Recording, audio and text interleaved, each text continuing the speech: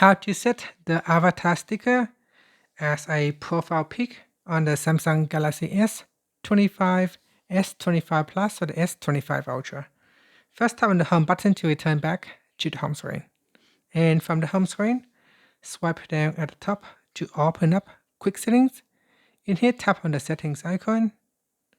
Next, we scroll down and then tap on Advanced Features.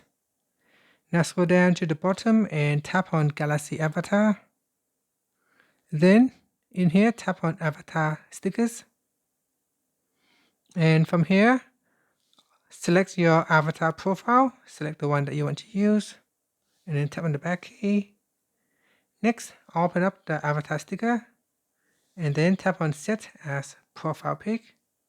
Then tap on Saved. And now if we go back to our Samsung profile account, and this is the profile pic we have just set. And that's it. Thank you for watching this video.